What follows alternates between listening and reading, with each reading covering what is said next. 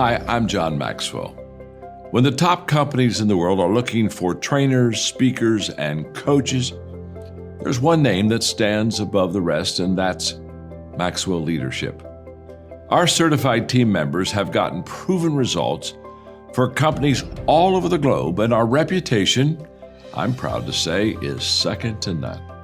Some of our members have risen to the top of their profession, including the one you're going to meet today.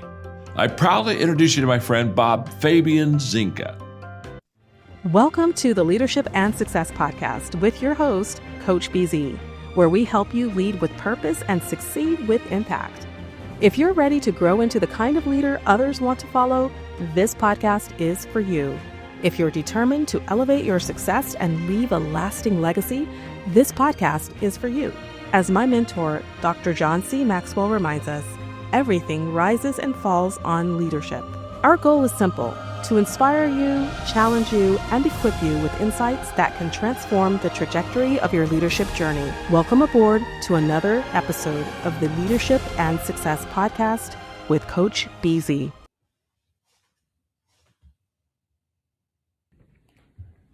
Most people die at 25, but they're not buried until they're 75. I want to inspire you this morning. Molested at 10 years old by a family friend. Went to special education in the 8th grade, failed the 9th grade, failed the 12th grade. Just when I was trying to recover my life, went to college, but I was drinking because of the trauma. Got shot in the back, beat with a shovel, almost lost my life. Came back to school, fighting, out of control, went to jail 2 times, kicked out of school. Decided to come in United States Army, found trouble there because I was still dealing with a little trauma. Chapter 2, Article 15s, chapter paperwork in hand. And once I was trying to recover my life, I decided I wanted to give my life to human beings. Decided I was going to become an officer. Failed the ASVAB 4 times. I want you to hear me. 5th time, I passed it. But listen here. Most people die at 25, but they're not buried until they're 75. I dedicated myself to education, 25 straight years in school. And there's the results. 1, 2, 3, 4, 5, 6, 7, 8. And I got 1 at home. Most people die at 25, but they're not buried until they're 75. God has a message through me this morning. Don't give up. Be who you're supposed to be. Dedicate your life to all that is good, and he will reward you with what you strive for. Faith without works is dead. Mere belief counts for nothing, and let's carry it in practice. Let's get it, baby. I'm young, I'm pretty, and I can't possibly be beat. Woo! I must be the greatest. I shook up the world.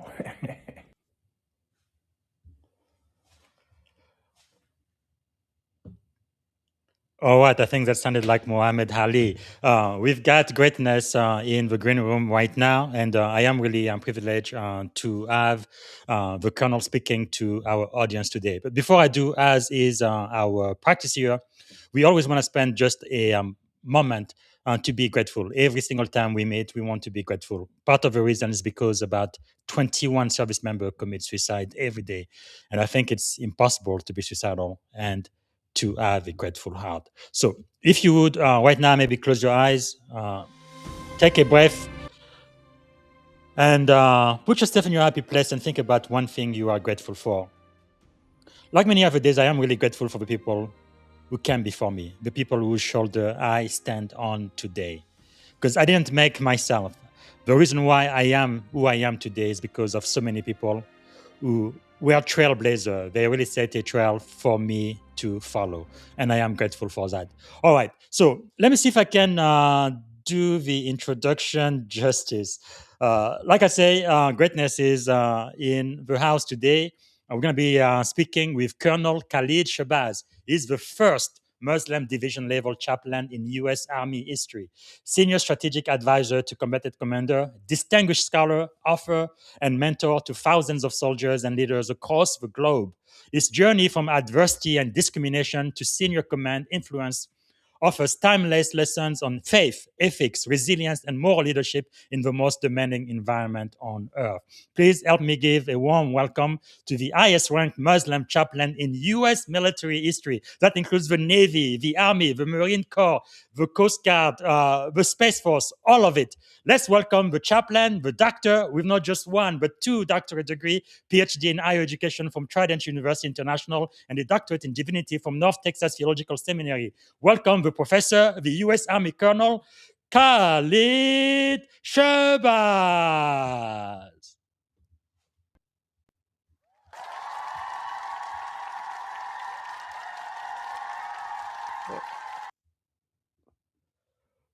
Here you are. How are you doing? Wow! That fired me up. That fired me up. Thank you so much for being here, sir. We are so grateful you made the time. What an inspiration you are. Wow. Maybe to get started, what is one thing you are grateful about, sir? Yeah, I'm honestly 100% grateful to be alive. I mean, if you Yes. know my story, I mean, I was shot in the back at 21, and Wow. at 25, I was an hour away from suicide. So I'm grateful every day to get up and be alive. To be honest with you. That really is a true miracle. Wow. So, I guess is there something about you that most people, when they meet you, they may not know? Yeah, most people don't know because they see the rank, they see the accomplishments, but Mhm. let's start back at the beginning. As a Yes. young boy, I was molested at 10 years old. Mm. Um, it was by a family friend, and of course, I didn't know how to deal with it. My mom was a single parent. I wasn't going to tell her because she was going through. I was always kind of a mature kid. She was Mhm. going through so much, I wasn't going to lay that on her. But Wow. it set off some continuous destructive behavior in my life. I went from being an extremely extroverted kid to now going to special education in the eighth Mm. grade, failed the ninth, failed the 10th, and failed the 12th grades. I was fortunate enough by God grace that I have this big, humongous body. Like I'm 6'5", about 265. So I Mhm. went to college to play ball, but I still never got over the molestation. Mm. So everybody who looked at me with a jaundiced eye, I got to be honest with you, I would just beat them to a pulp because I didn't know whether I was a man or a woman. I Mm. was struggling because of the molestation. I thought everybody was looking at me and everybody saw the stain of molestation on me. So Wow. that came to a head one night. And then I was, being my normal self, fighting every weekend.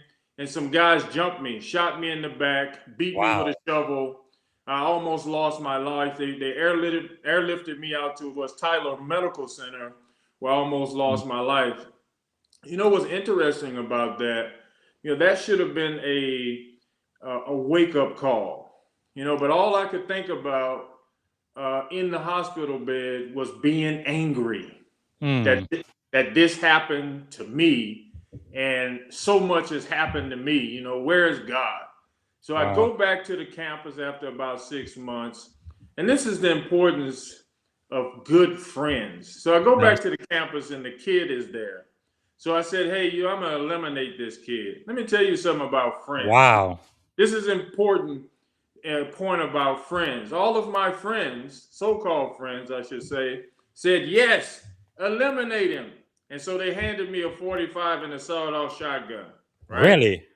Yeah. So I'm going to eliminate this kid. I'm gonna get emotional here. But one of my friends, his name is Ace. He has passed on. He said, man, if you shoot that kid, your mom is gonna be disappointed in you. Mm. Man, it's not a man on earth that loves his mother more than I love my mother. Yes. And I thank him for mentioning that because that he stopped me in my tracks. I Wow. did go and fight the kid, and I ended up in jail that night, but I didn't kill that kid. And Wow. so that to me is what a blessing that is.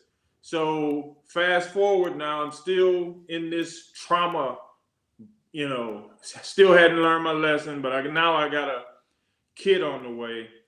And I just Mm. wanted to change my life. So I come into the United States Army, still don't know how to deal with authority. And from 1991 to before 1992 was out, I received my second Article 15. Wow. Chapter paperwork in hand. They're about to put me out of the military. And this sergeant major came down and said, "Hey, I want you to be my driver. I'm going to be your mentor." And this man saved my life. He doesn't know I was an hour away from suicide because I was drinking myself to sleep at night. I saw myself as a complete failure. I was a bad father, even worse husband.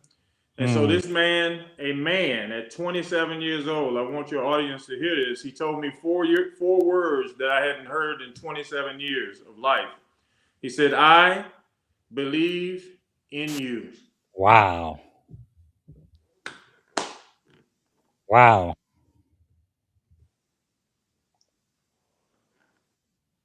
Amazing.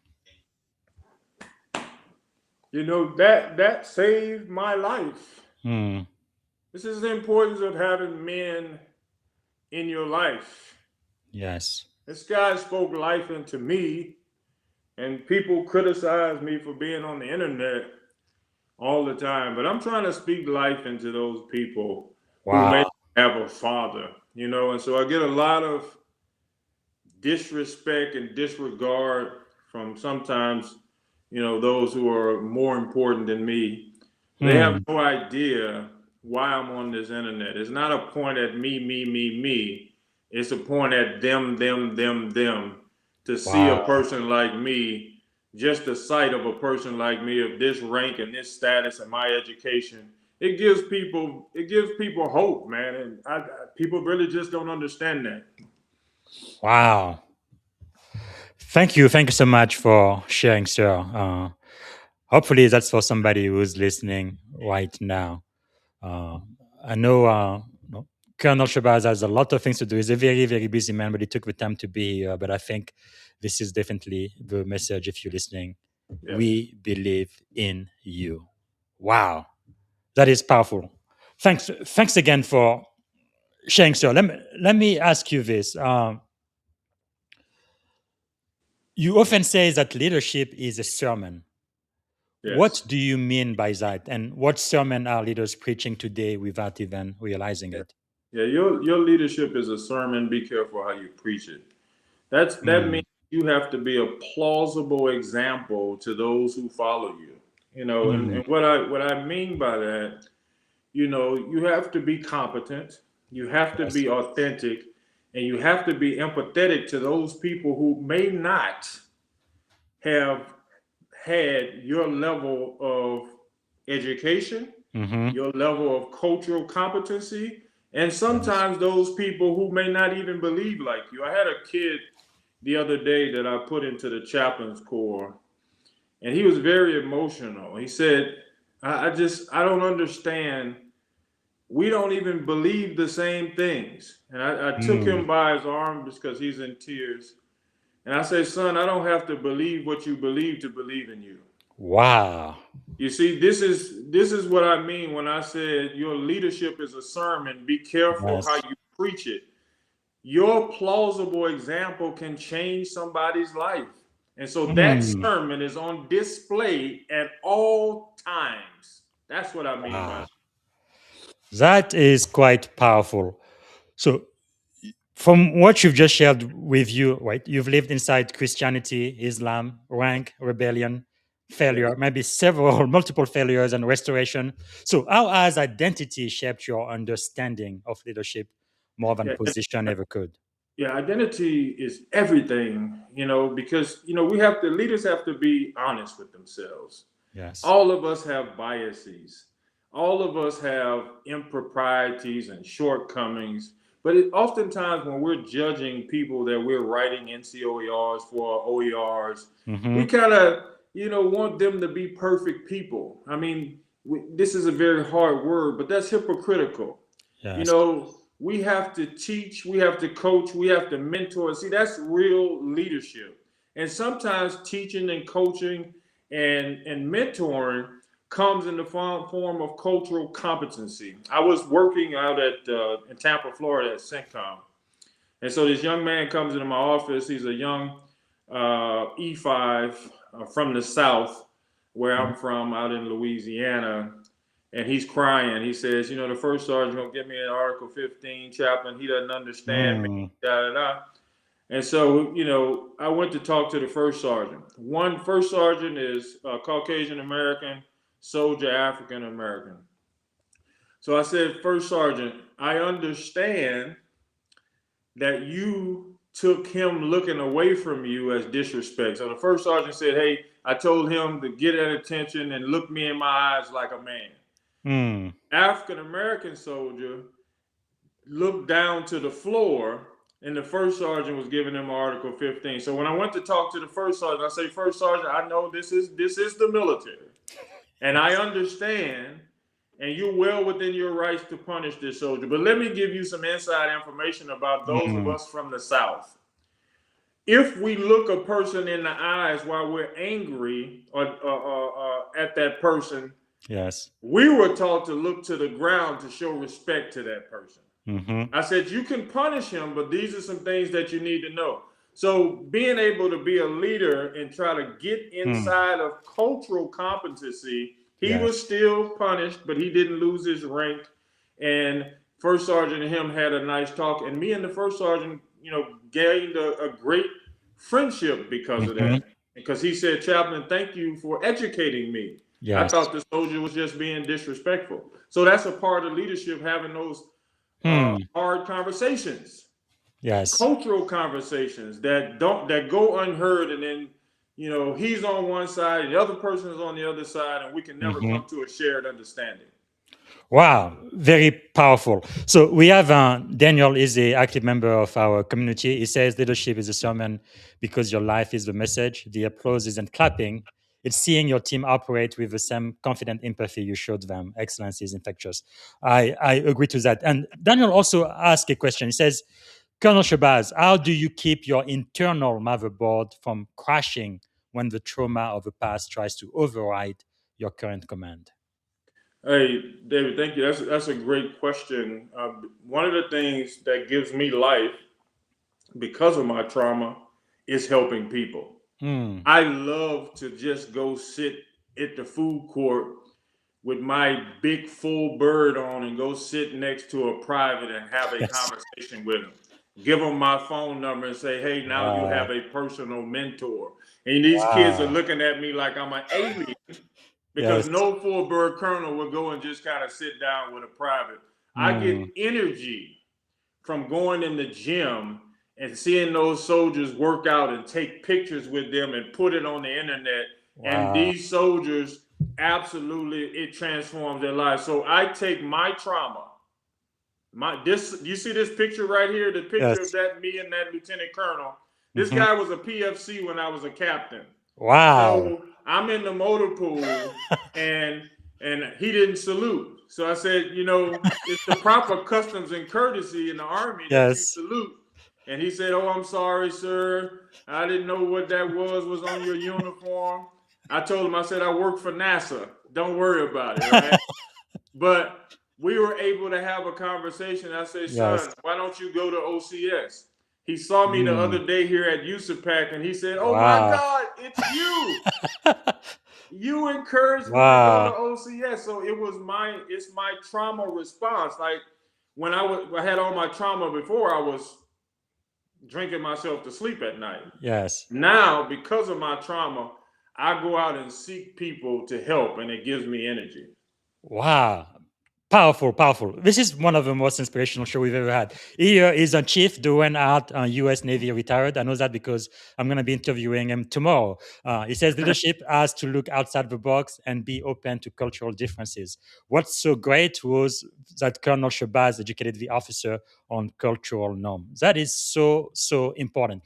And also, Colonel, I know even as a commander now in the U.S. Navy 05, I have great respect for the E7, E8, and E9, right? In the Navy, we call them the chiefs, the chief mess, because they are really truly the anchor, I guess, the sergeant in the Army. Because without them, I think our Navy will be in big trouble. Because senior officers like me, we don't really do very much. But if we didn't have those chiefs, I mean, we would be in really serious trouble. what do you advise the junior officer? Because technically they outrank the E7, E8, and 9. When you're in O1, O2, O3, technically you do. But the truth is, the E7, E8, and 9 are the one who mentor the junior officer throughout all of the branches of the service. Why do you think that is important, and how should JOs really treat the anchors, the sergeant, and the chiefs? Well, I think first of all we have to be honest with them. I'm always honest with them. I said the military has lied to you. You don't Yes, outrank them. They actually outrank you. that's Right? true. And so, if you can lower your wings of humility, I would always tell them you'll be successful. Yes. Because those guys have the experiential knowledge. You went to college, great, and you got the book knowledge, the technical knowledge, but they have the experiential knowledge. Just listen to them. And the third part of that stool is be strong enough to listen. Yes. See, it takes a lot of humility to listen to somebody who you outrank, who has to salute you and call you sir or ma'am.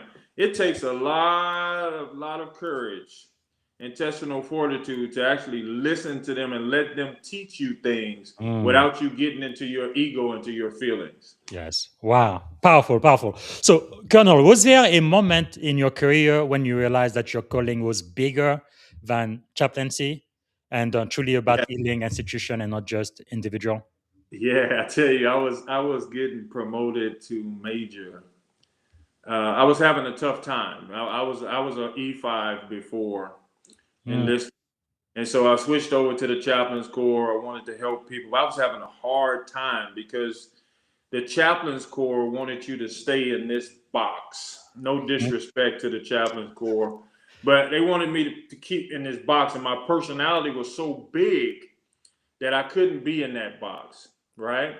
And so I was getting promoted to major, and I was just so sad. And so because I was sad, I told the story about molestation, me getting shot, and just like Dan, it still makes me very emotional. And so I get back to the office, and this guy comes to the office. He like in the Navy, he would be a Navy SEAL. In the Army, he's a Ranger, he's special forces. I mean, he's a meat eater. He's a snake eater. And he comes in the office and slams the door. He got crying and snot everywhere. Oh my goodness. And he is like, what the F? Why did you tell that in front of all of those people? I'm like scared. I don't know what's going on. I'm thinking he about to take me out. Right? And this guy, Master Sergeant, E8, said, that is my story. That is my story. What gave you the courage to say that? And this guy, me and him in the office crying together. And I said to myself, this is the epitome of strength. This guy is the man that we all want to be, the tough guy. Yes. And I said to myself, wow, I'm going to tell that story until the air leaves out of my lungs.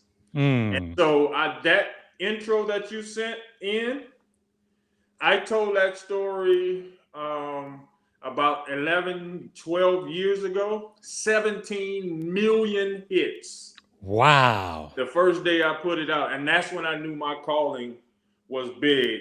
End up Wall Street Journal, Washington Post, New York Times. Yes. All of these people call it NPR for interviews. I was like, what is going on? Wow. You see what I'm saying? Like, it's just incredible. That's amazing. Like, yeah.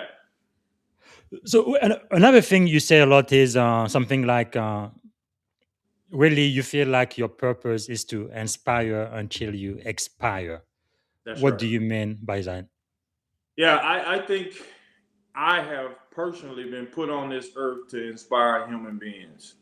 And so when I say I'm going to inspire until I expire, I will continue to elevate people until I die. Wow. I will continue that. Every morning I get up at 3 o'clock. I swipe my card in the gym at 3:30, and I'm working out, putting up videos just with quotes on there trying to inspire people, right? And so I can go anywhere here in Hawaii. Sometimes I'm in Qatar, I'm overseas, and they like, Colonel Shabazz, I watch your skills, right? Wow. So yeah, just inspiring people all over the world. At 57 years That's old, amazing. yeah, at 57 years old, still getting after it. Yeah, I went to that's amazing. Just people are so inspired by stuff Yeah. like Yes. Wow. That is just amazing. What do you think it is that really drives you? Because you are so inspirational. It's really very difficult to be depressed around you, sir. Like, what is what is the source of your strength and that drive, you think? Yeah, the part of the drive is the trauma, and the second part of that drive is, you know, um, I have a quote that I said I was speaking at the Pentagon. I wanted to provide a life for my children that they didn't have to recover from. Wow. I'm going to say that again. I wanted to provide a life for my children that they didn't have Yeah. to recover from. So many times in our lives, we're looking for role models. I Mm-hmm. said, I'm tired of looking for a role model. I'm going to become one. So Wow. my children will have in their presence an inspirational figure that they can look up to. Was never a smart man, was Mm. never an intellectual, but I said it took me 25 years to mess up my life. I'm going to spend the next 25 years in school to recover my life. Wow. That's where the 2 Ph.D.s and the 5 master's degrees come from. So Yes. last summer was my 25th year in school, and that's where all the education comes from. Wow, that is just amazing, amazing. Well, you've been open about your lowest moment, disciplinary setbacks, discrimination, even despair. So, what do leaders misunderstand about redemption in high performance cultures like the military? Yeah, in my humble opinion, I'm just a chaplain, all right? But in my humble opinion, we have a lot of type A personalities. And those type A personalities are seeking perfection. And so Mm, when one of us in the formation are not necessarily perfect, yes. sometimes leaders, not all the time, sometimes leaders look down on those people. And so one Mm, of the great opportunities that I have as a leader slash chaplain is to go and pat that young man or that young woman on the back, clean them up, let them, in your words, be redemptive, yes. right?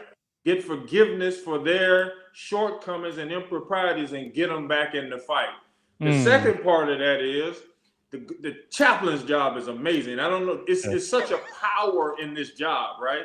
I don't need an appointment to my commander. I walk in the office, hey, Chaplain Commander's busy. I say, yeah, I Yes. know. I want to talk to the commander, right?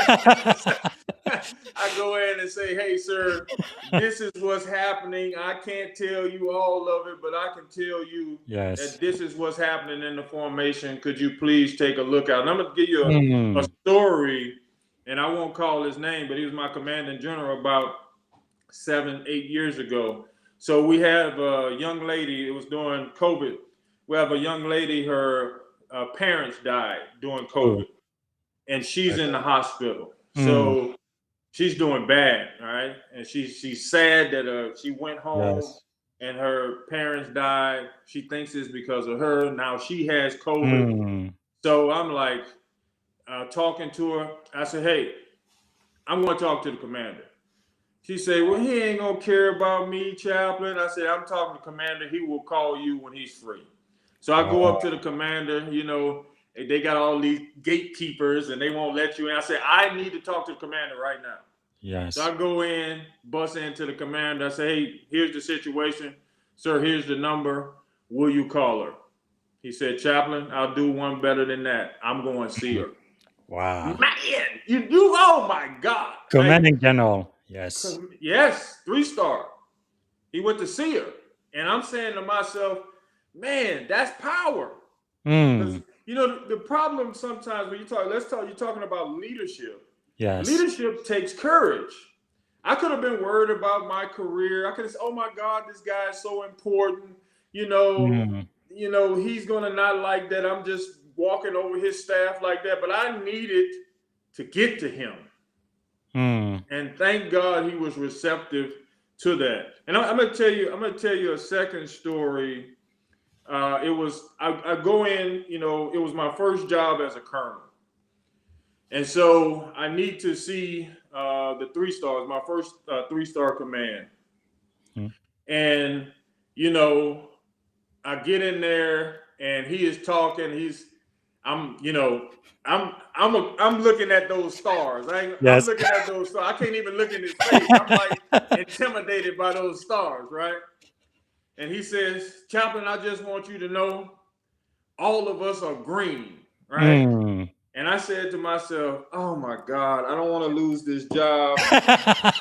This is my dream to work for a general. And Yes. I said to myself, I took a deep breath, I started sweating, and I got to be honest with you. I said, son, have some testicular fortitude. Wow. Son, God put you here to speak to power. Yes. Do it in a way that is conciliatory and humble. I said, sir, first of all, let me tell you, I really want this job. Yes. This is my dream job. But I know you mean right by saying we are all green. But the correct language should be, I don't care if you're black. I don't care if you're white. I don't care if you're a woman. I don't care what religion you are. I say, sir, that's called micro-invalidation. I said it would be appropriate for you to tell me and anybody else, we don't care about your color, your gender, your cultural stance. Yes. We are a family. So this is funny. So he sits back in this chair. It seems like it's 8,000 hours. I say, boy, you are so dumb. You just lost the best job you ever had. Wow. But he sat back. He said, Chaplain, you're going to work out fine here. Wow. That's Yeah. amazing. Yeah. That's amazing, because you've also once said that the army really was a place of second chances. So Yes. how can leaders, people listening right now, how can they create environment where accountability, discipline, and all that we do get it, but also grace coexist? How do we do it? Yeah, I think that, to be honest with you, that comes through personal relationships. It's easy to, push somebody out of the army that you don't know. But it's very difficult if you're a leader to push somebody out of a space that you know. And so as a leader, like everybody here at USAPAC, I've been in every office. I talk to every one of the people, and that is my mission at any Yes. duty station I go to shake every hand in that building. There's a lot of people in that building, but I think leaders, as busy as we are, commanders especially, they have to be able to touch those people's hands, because those people are living, breathing examples of why we are successful, right? Yes. So if you're touching those people's hands and you can identify them as human beings, man, that's a powerful testimony. When they fail, you can actually go in, hold them accountable. We're not suggesting that people are not held accountable, but going in to say, hey, you messed up. We're gonna take care of that Yes.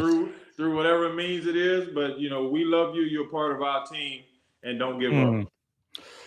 Actually, I want to talk about moral courage for just a minute. And we have the Professor Jeff. He's a Yes, Professor senior Jeff. sergeant. Yeah. That's my It guy. says leadership takes courage. And that is so true. Because you've advised 4-star commanders in CENTCOM, for example. In moment of geopolitical tension, what role does moral courage play that technical expertise cannot replace? Moral courage is everything. Because I tell you, I don't care what people say. When you're looking at them stars, it's intimidating, right? And so I was in CENTCOM working. It was my first 4-star command. This is my second. And I was working for a general who was hard. He was tough on everybody, including me. But, when you say leadership takes courage, sometimes you have to tell the important person some things that they don't want to hear, right? And so when October 7th happened, with the Israelis and Hamas and the Palestinians, I'm the chaplain. So I have to do certain things. And so the first thing that I did was I went to all of the foreign officers, the Israelis first, the Muslims second, and I just sat with them and listened. Okay, listen, took my notepad out. We asked about their families. We asked how this was affecting them. Yes. And listen, I don't need an office call. I know you're busy, sir. I need to come in and give you this information.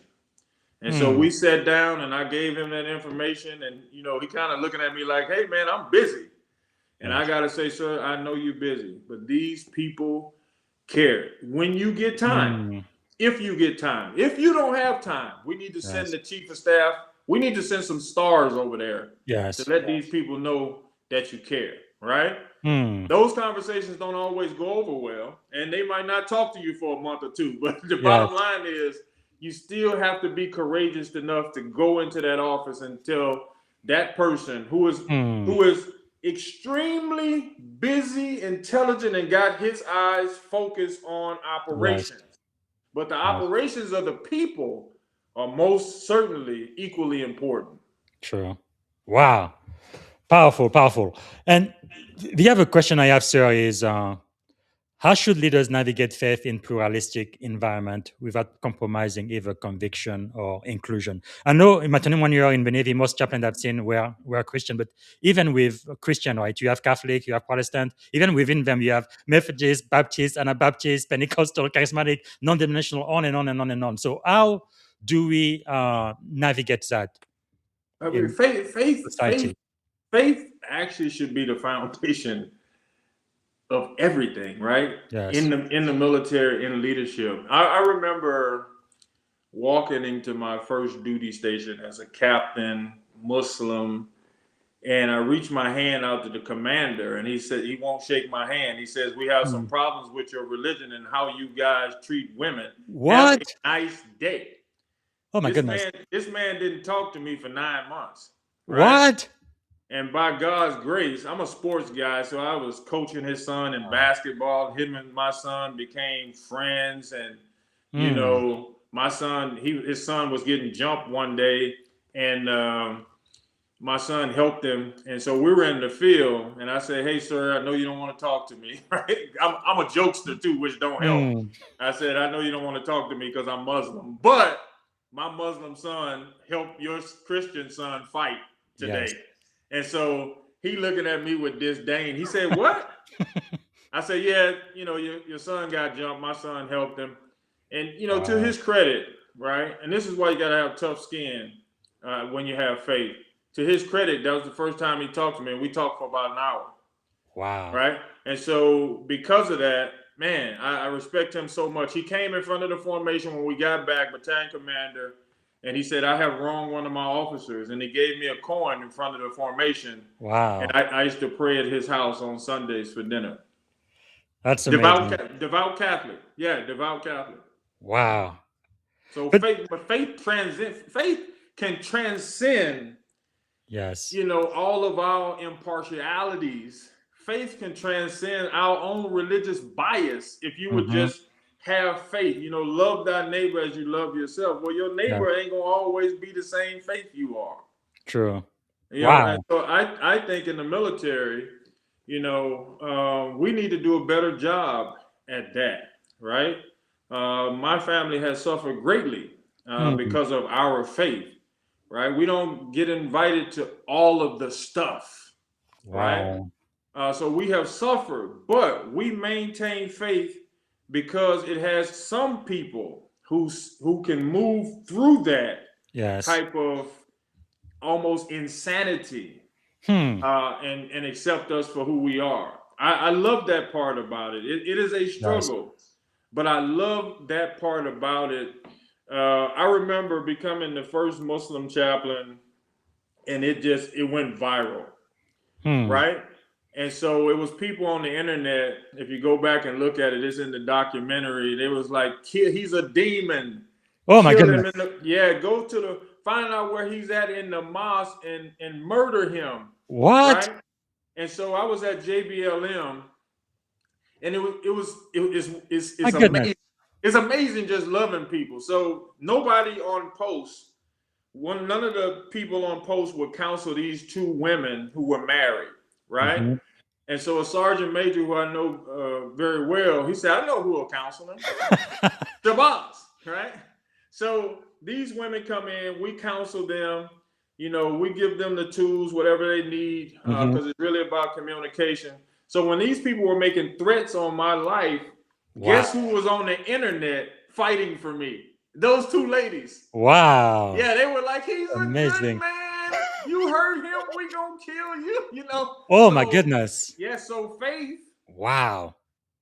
being good to people, transcends all of that foolishness. Yeah, I tell you. That is unbelievable. I mean, I can't believe this. It's like 2026, the 21st century. That's when people still think that way. That's right. Wow. That's right. Well, I am very, very sorry for all of the abuse you and your family had to go through, sir. Well, But you are such a shining light and so inspirational, always smiling, and like I say, really a force to be reckoned with. It's almost thank impossible to really be upset, angry, or depressed in your presence. This is crazy. So one thing that you've also said is really religious counseling, right? Only takes a small percentage of your job. Yes. The rest is human struggle. Yes. Okay, what does that teach us about leadership in corporate or military setting? Human struggle. Well, if you want to really touch people, you have to feed them, right? If you want to really touch people, you have to help them. So, religious counseling, that's when people are in trouble, or premarital counseling. Mm-hmm. How do you get after those people before those things happen, right? Mm. So I have in every job I went to, I created a program called Lunch, Laugh, and Learn, right? So I go to every office, I provide lunch for that directorate, and Wow. we just sit down and talk, right? And so when I brief it to the commander, I say, sir, this is a preventive measure strategy. Mm. So when these folks get in trouble, they already know who I am. Wow. Before they get in trouble, they know who I am. If trouble is sneaking up on them, I've already established myself in their life as a Yes. spiritual advisor, right? You see, leadership needs to be insightful enough to get out front of things, right? When you get out in front of things, I just talked to a young lady today for an hour, right? High-ranking person, and she just said she hadn't been able to talk to anybody like that in her life. What amazing, Wow. amazing, because you're able to do that because of the relationship, Yes. because of the trust, and they trust you as a leader to not tell anything of their business. That's real leadership. Wow. That is quite powerful. Okay, let me ask you one question. I think a lot of my friends, I do come from a Christian background, but I think it doesn't matter if you're a Jew, Muslim. If you do believe in God, I think most people, they really don't want to commit murder or even kill, even if it's a Yeah. ethical, lawful, and moral war. For example, in my opinion, for my generation after 9/11, it looks like America had to do something about it. Part of the reason why I joined too. Now, I do thank God that I personally, I've never been put in a situation where I had to take a life, but if I did, I would have to. For those who are spiritual, how do you maybe not uh, justify, but how do you, I guess, appease your conscience that you've taken away a life of someone I believe is, made in the image and the likeness of God, but because of my job, because of national security, I absolutely had to do what I did. Have you ever had to counsel people about Oh that? my God. Yes. I mean, it was one of the toughest times in my life, because Mm, you're in a space, because I've been deployed quite a number of times. You're in a space where these young men and women are killing people, mhm. right? And so again, you establish those relationships. So Yes. they're in my tent, a mobile home, wherever, 2 a.m. And Mm. chaplain, I just killed somebody. How would I killed a mother, a father, whoever they Yes. killed that day, and they're in my place of business crying, right? Mm. And so for me, you talk about restorative redemption. That's why when I went to war college, I wrote a paper on moral injury, right? Mhm. Moral injury is when you're doing something out of obligation, but your conscience still can't handle it, right? And so, what I advise all those folks when they get home, because you're still in the fight, Mhm. when you get home, you need to go to a restorative process to your preacher, to your imam, to your Yes. a priest, Mhm. and beg God for forgiveness over a sustained period of time. This Mm. this is how you heal or attempt to heal that type of trauma. I mean, because those thoughts don't go away. I Mm. remember, man, you're gonna make me cry again. I remember a young lady coming to me, and I'm an ambitious person. I want people to do well in their life. This young lady was about to get out of the military, right? Mm. And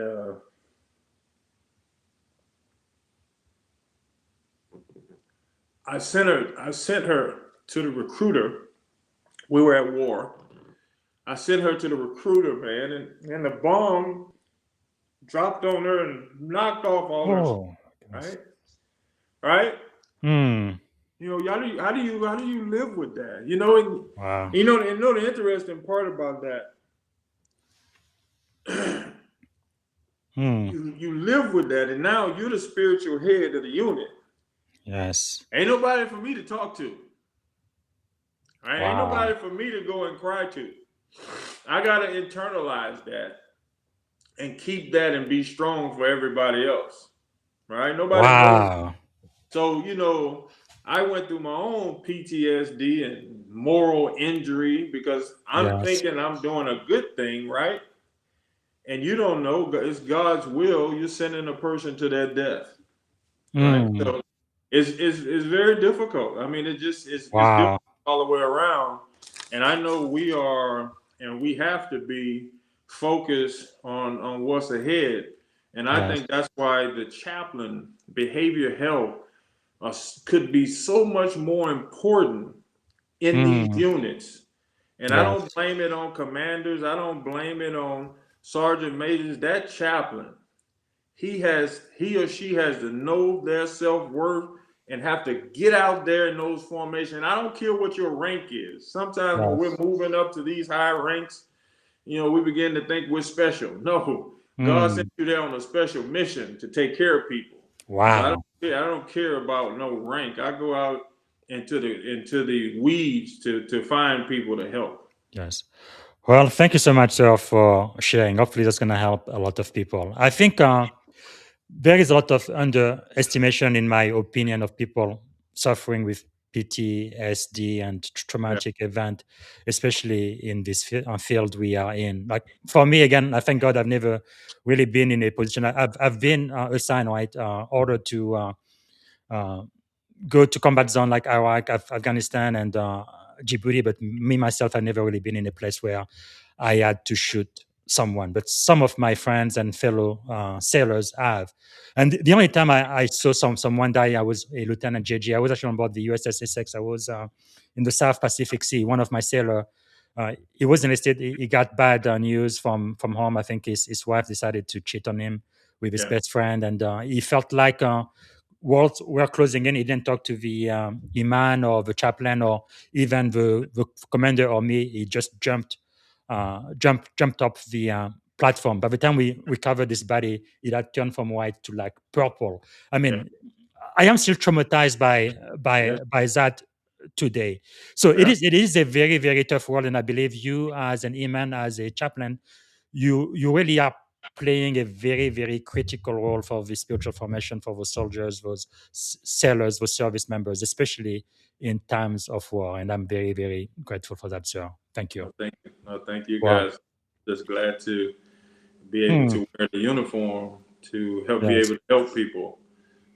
because a guy like me with all of my trauma, I Yes. thank God for me being in a space where I can help people who have trauma, right? So Hmm. I'm so happy to wear the uniform. I've been doing it for 35 years. I'm gonna have to take off this Wow. uniform in a couple of years to my chagrin, but it's been a Yes. great ride. Wow. And maybe if I can ask one more question about this for those who are listening right now. Like I say, I think it's underestimated. I think more people are dealing with trauma than we actually have the numbers for, especially in the military. What would you tell to them right now? What can they do to at least start the process for healing?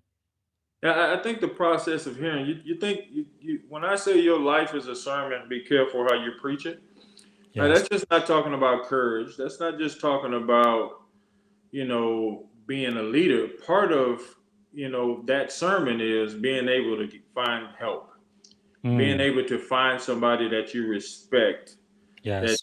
can pour into your life to help you get through to the next level. Because I know that Mm. just having somebody who believes in you and is willing Yes. to help you without judgment is so powerful. Wow. So powerful. I think for those who are listening right now, if you don't get anything else out of this, I think this is worth the price of admission. I believe in you. That's right. That could literally change your life. Yeah. Wow. Let's talk about manhood. Well, we are already running out of time. I could be talking to you for hours and hours, sir. You are so inspirational. Let's talk I'm about here, yeah, I'm here for you. Whatever this time book. you have, what time you need, I'm here.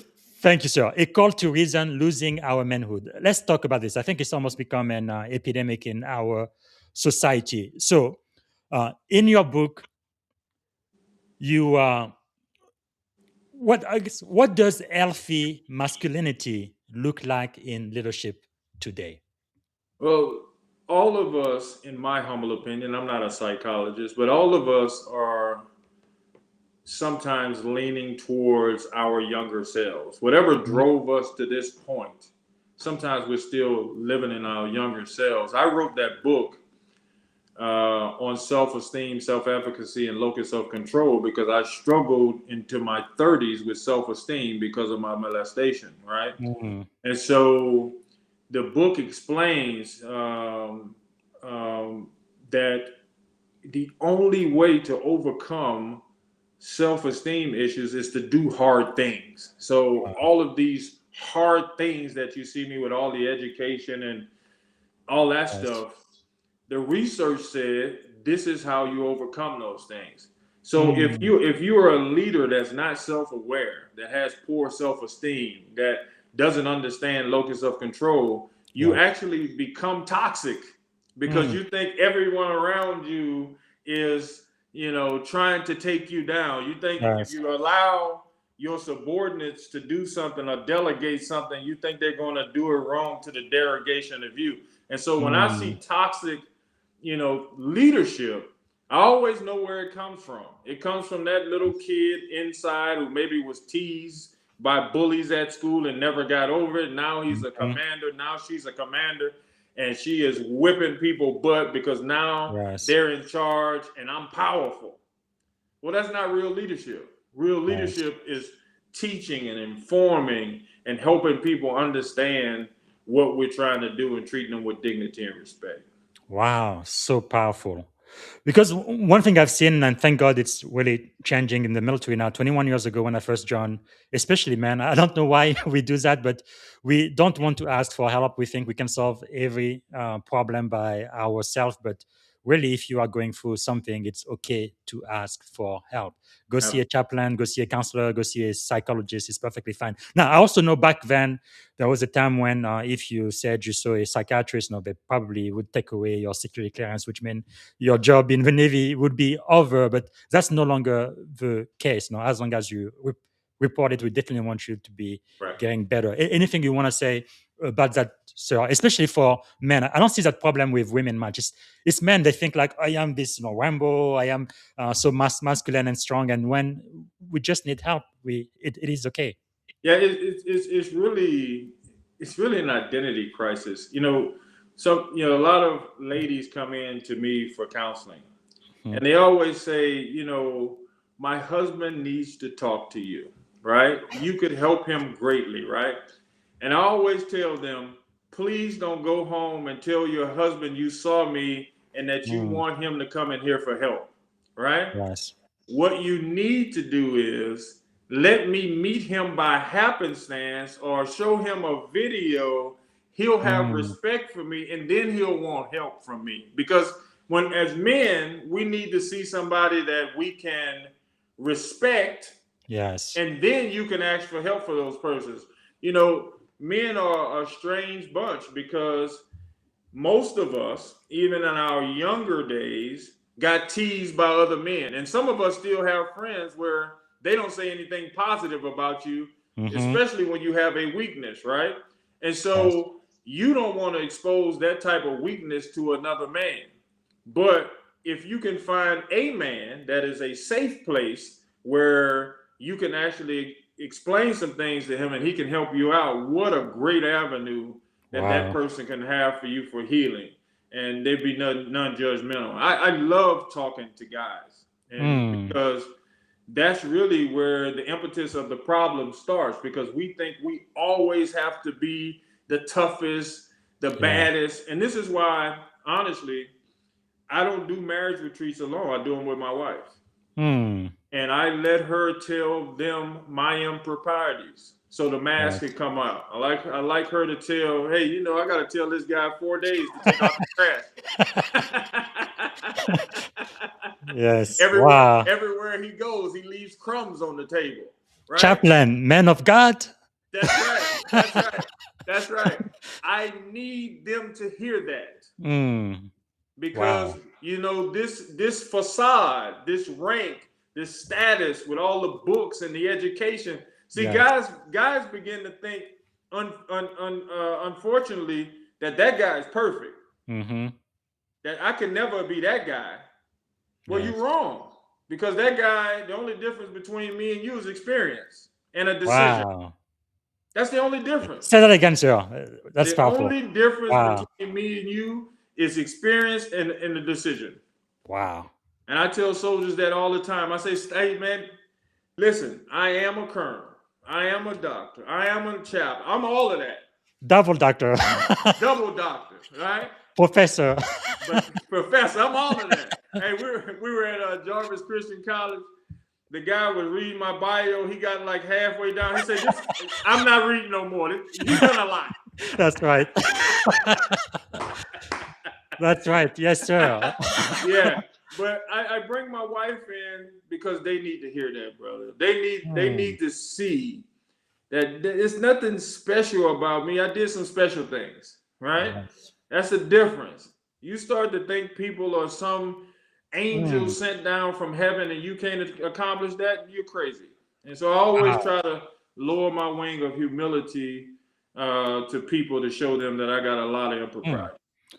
That is so powerful, sir. Thank you so much for being humble and vulnerable, because that really takes away the stench, the stigma, the shame. That's why people never talk publicly, especially men, that they've been molested. Because maybe women get molested more than men, but some men do too. And because they are so ashamed and they keep that in and they cannot heal, right? Because if you do not take care of that wound, you don't talk about it, there is no way you're gonna bring healing. And people like you really are encouraging men everywhere to really step up, ask for help and start the process of healing. Thank you so much, sir. Maybe one more question I want to ask you before we go into the last segment. Technically, we are out of time, but you've given me more time. Yes, sir? Yes, I'm here for you. I'm here for you. One more question before we go to the last segment. You have mentored countless soldiers into officers and leaders. What separates those who advance in rank from those who advance in wisdom? Psychology, right? I put 84 soldiers to officer school. Wow. Right. My goal before I leave the military, I'm a little bit behind, was 100. Right. Wow. I said I want to get 100 people to officer school. Right. That's my mission. I was as young E4 come to my office and she's broken. I mean, she's broken. I'm like, listen, she came in with some problems. I said, hey, you need to become an officer. She said, are you listening to me, Chip? I Wow. said, listen, you need to become an officer. And I'm telling her my story, and I walk over to the wall and I say, you see all of these degrees, right?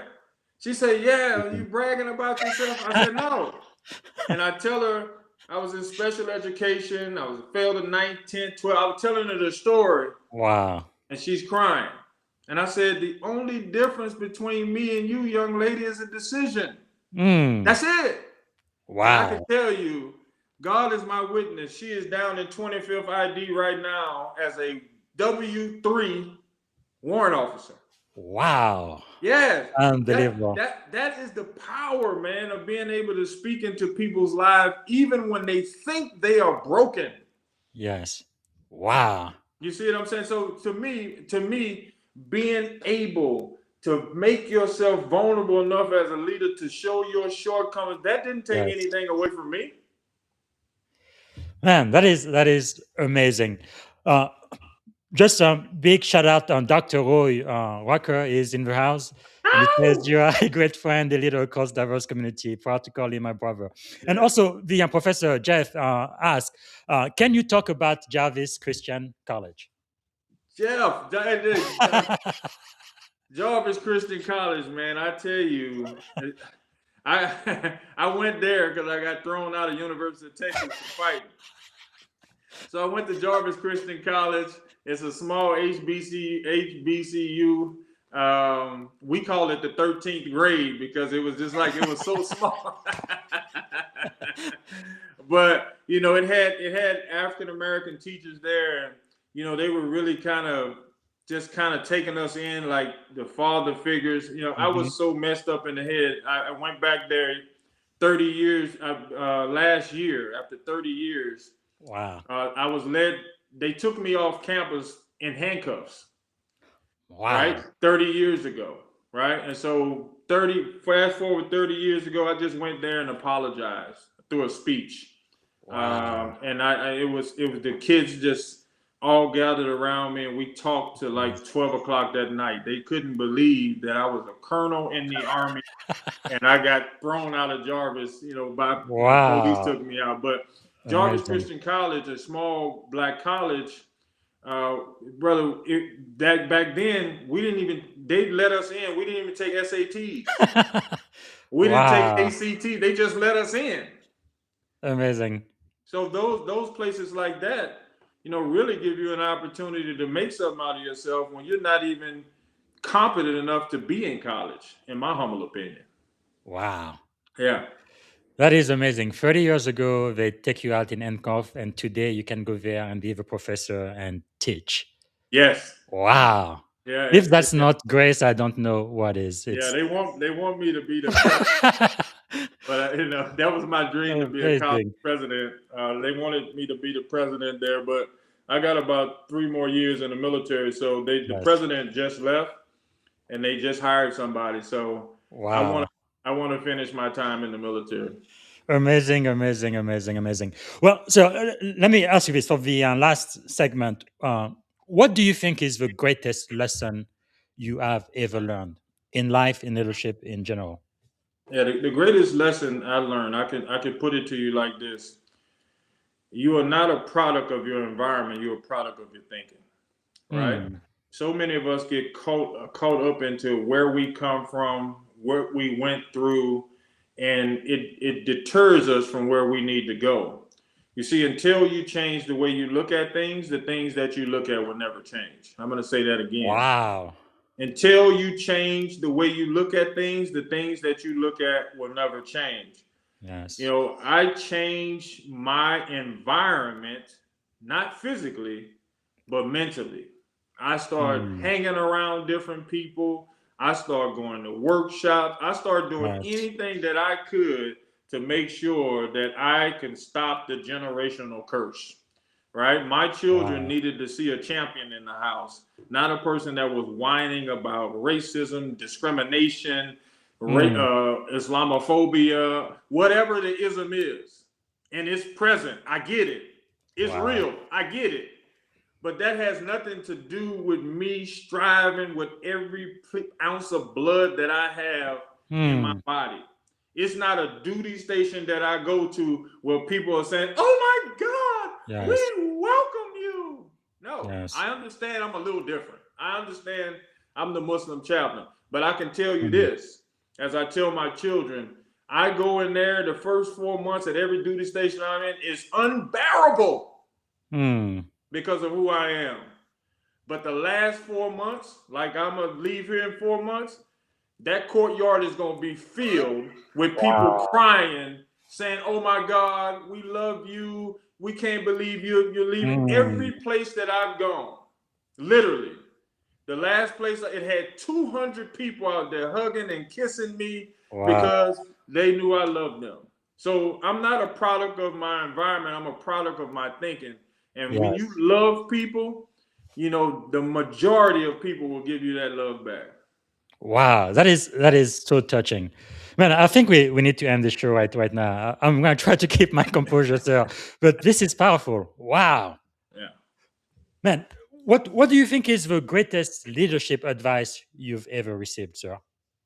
Yeah, the greatest leadership that I've received was from that sergeant major. He said, man, he said, most people die at 25, but they're not buried until they're 75. I was like, Sergeant Major, what are you talking about? What does that mean? He said, most of us at 25 years old start thinking about a false narrative of reality. He said, there's no reality, there's no limitations about what you put upon yourself. And he said, most of us are just waiting until we're 75 years and somebody throw the dirt on us because we lived a life of regret.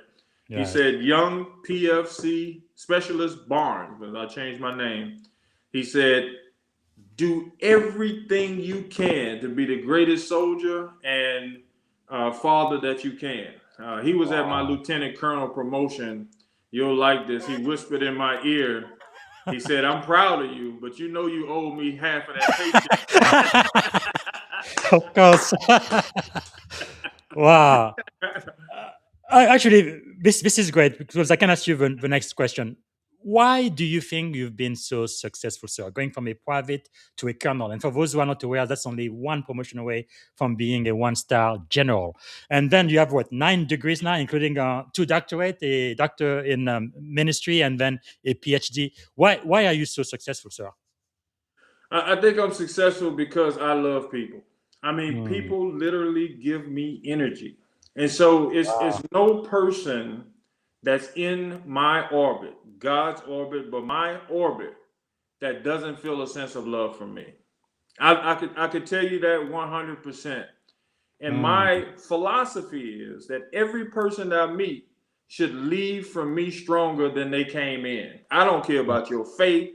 I don't care about your gender. I don't care about your religion. I don't care about any of that. My job is really to ensure that you become a stronger person when you leave my presence. And I think and I know people know that about me. And I think that's why I've been wildly successful. I had an interview with the lady in the Wall Street Journal. You'll like this. After we finished the interview, kind of like this, when the cameras was off, she said, "We've interviewed senators, congressmen, presidents. You are the most interesting person I've ever interviewed." Yes. She said, "How did you become a colonel in the United States military, working at a 4-star command in the military has been at war with Islam for 20 years?" Yes. She said, "That's impossible." Wow. I hadn't even really thought about it. I'm just doing my job.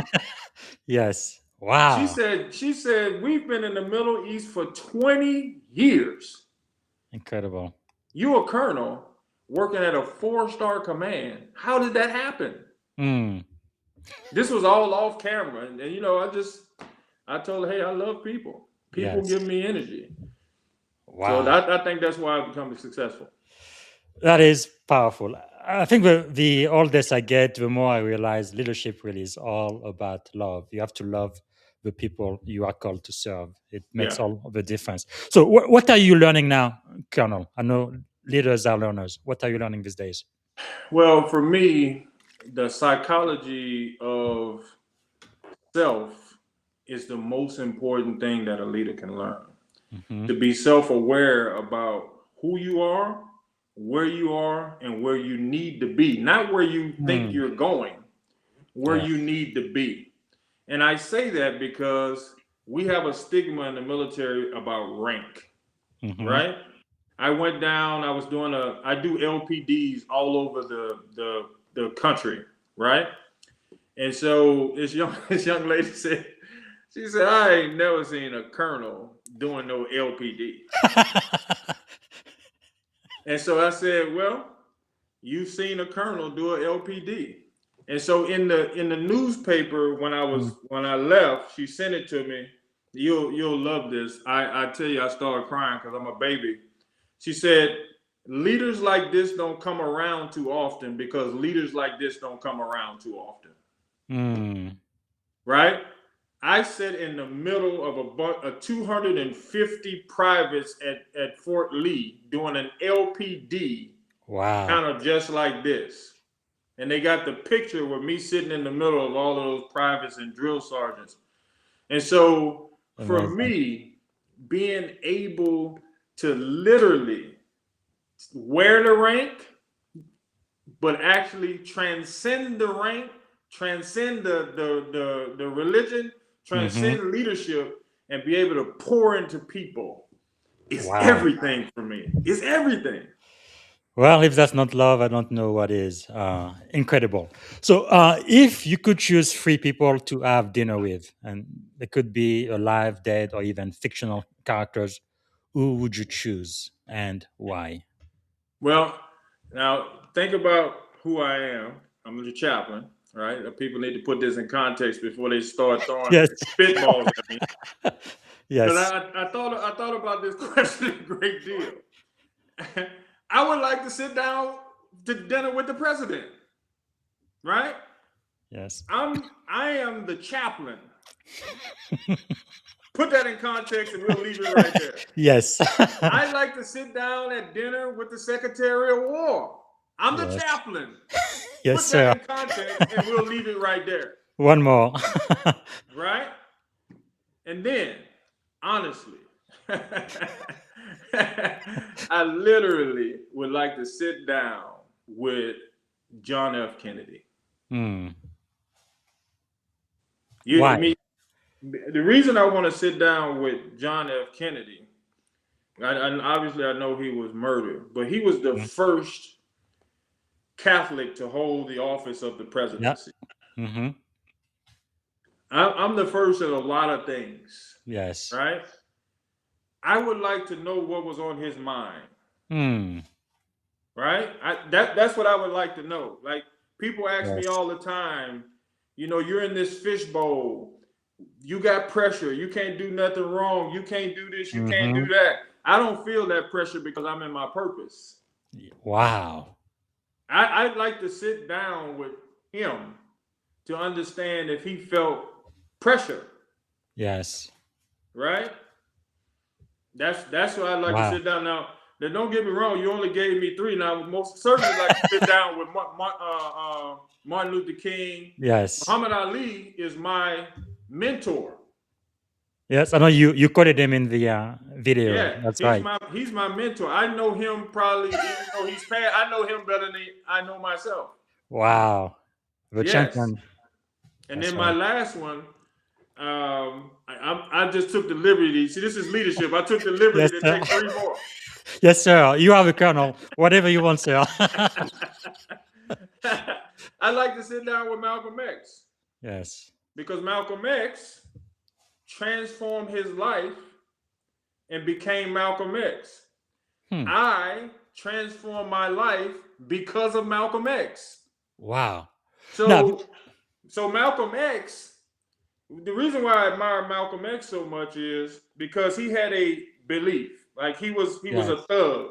I considered myself that, right? When I read his book, he was in all kind of trouble. He went to jail. He transformed himself into the Nation of Islam. Yes. That's what he believed. He was willing to die for that. Then he made another transition when he went to Mecca and he took on the name Shabazz. Yes. Yes. And so, wow. I said to myself, oh, he strongly believed in something. Yes. He transcended that, even though he loved it, Mm-hmm. and was still able to be critical of that. I said, that's the person that I want to Wow. be. That's who I want to be. And so More when proud. I said I changed my name, and my name was Michael Barnes, I changed my name to Khallid Shabazz. Khalid means one whose ideas live forever, and Mm-hmm. Shabazz means an eagle that flies above all eagles. Wow. So I took that name after Malcolm X because of his courage. So I most More certainly courage. would like Yes. to sit down with him to understand the type of courage it took to leave an organization basically that you Mm. helped create, Mm-hmm. and then you transcended that to criticize it. But that takes some courage. Wow. I love that. I Wow. love that. I love Powerful. Powerful. Man, that's amazing. I could be speaking with you all day, sir.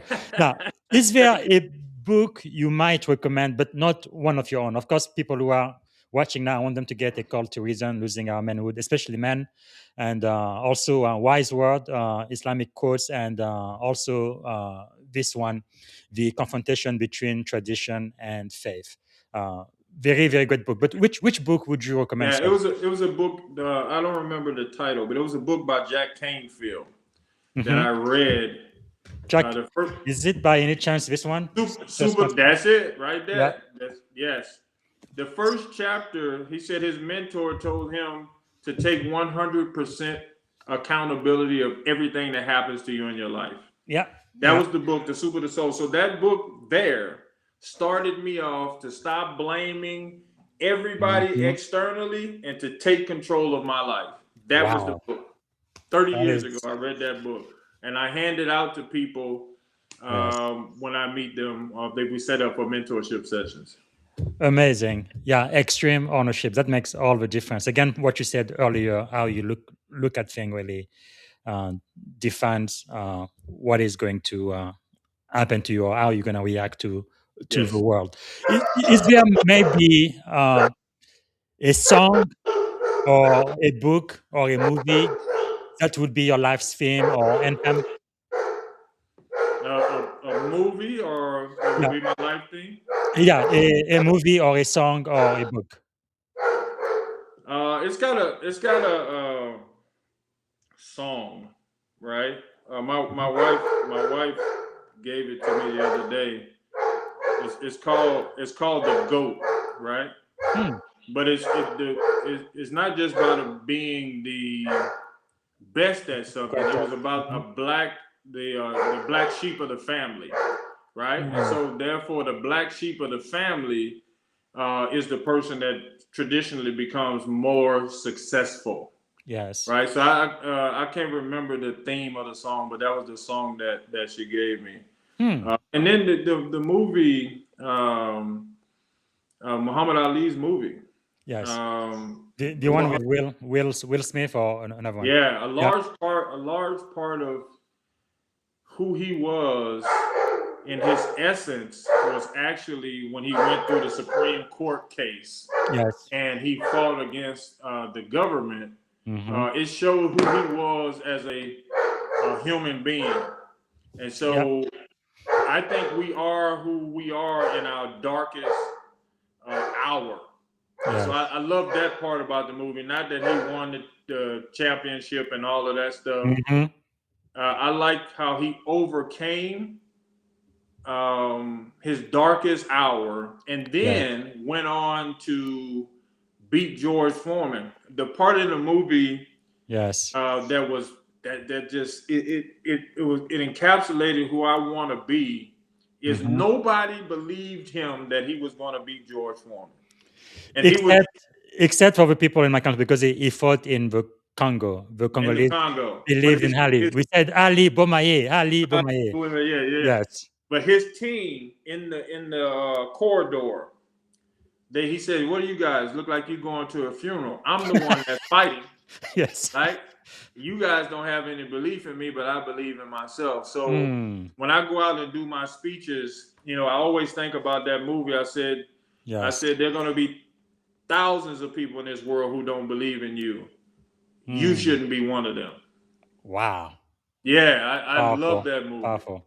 Well, it all goes back to moral courage with Muhammad Ali, with Malcolm X. It's wow, powerful. Okay, I do need to land this plan pretty soon. I've already taken more than 20 minutes of your time, sir. But let me ask you this: if you had one and only one day to live, what would you have liked your final contribution to be, sir?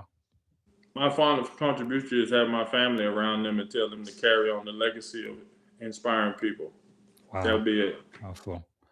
And if you had a magic wand and could solve any problem at all in the world, what is the one problem you would like to solve first thing tomorrow morning? Poverty. Yes, Yeah, poverty. thank you. All right. So we are getting toward the answer. All good things come to an end. I could speak to you for hours, but what can we do to add value back to you? And my value is not of me, just the video that you showed in the beginning. Send it to every corner of the earth because Yes. that video is about overcoming everything Hmm. that you think you can overcome. There's a saying that when God takes something from you, He's going to give you something better.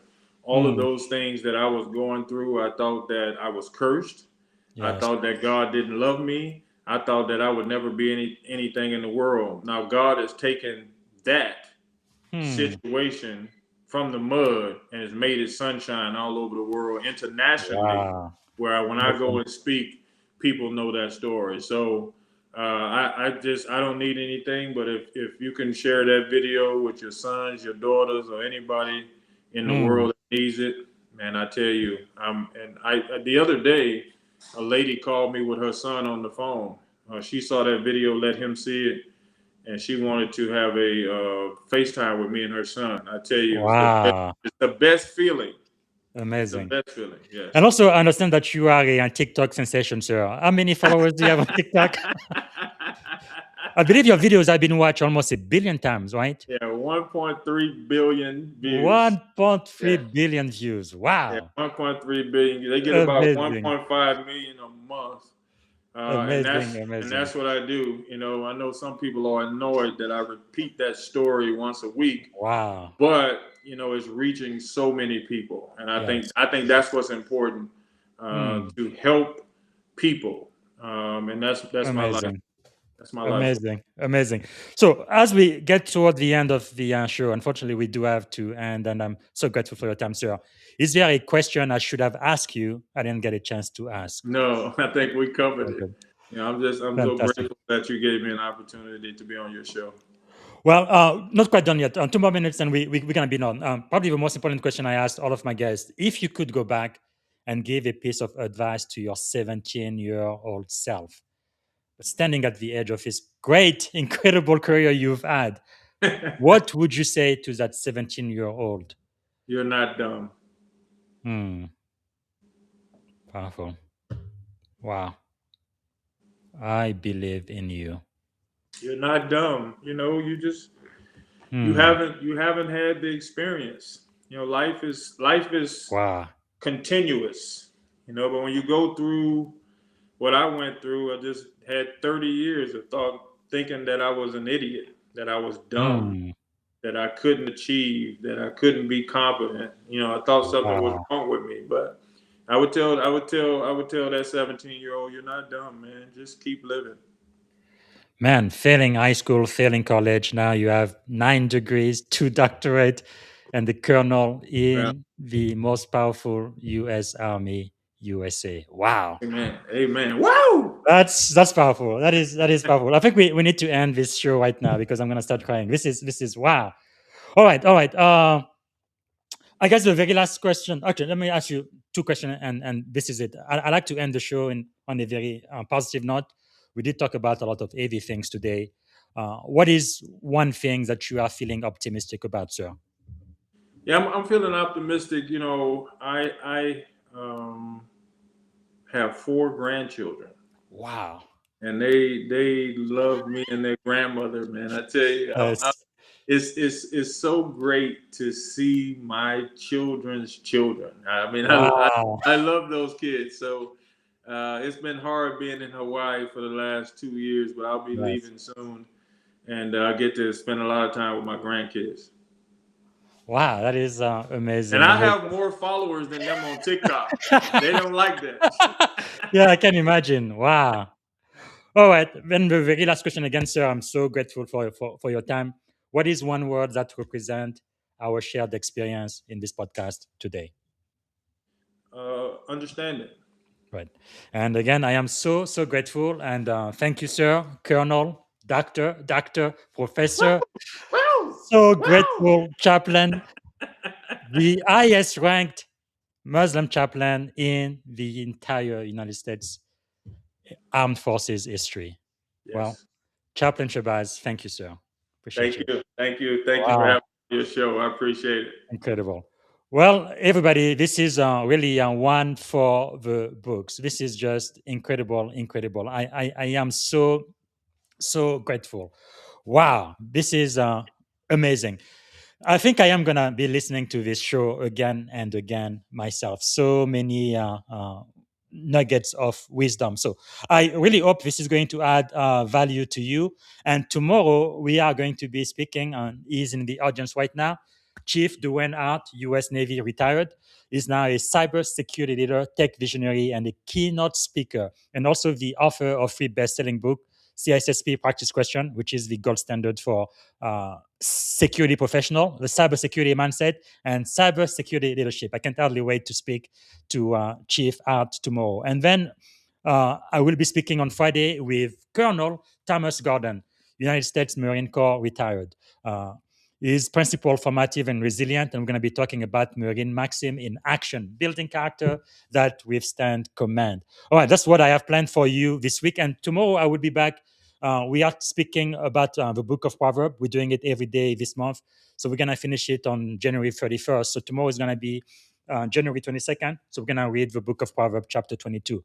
Not a religious podcast. We're going to be speaking about ancient wisdom and leadership lesson from the book of Proverbs. All right, that's all I have planned for you. And thank you so much to the Colonel for really being one of our master teachers today. So until tomorrow, have a wonderful rest of your day. Bye for now. Thank you for tuning in to the Leadership and Success Podcast with your host, Coach BZ. If today's episode added value to your leadership journey, be sure to subscribe, share, and join us again for more wisdom nuggets on how to lead better and achieve greater success. Remember, leadership is the most critical skill of our time. The world will always need leaders to inspire others, drive innovation, and execute meaningful strategy. So why not count yourself among the bold leaders shaping the 21st century? Until next time, stay inspired, stay committed, and keep leading with excellence.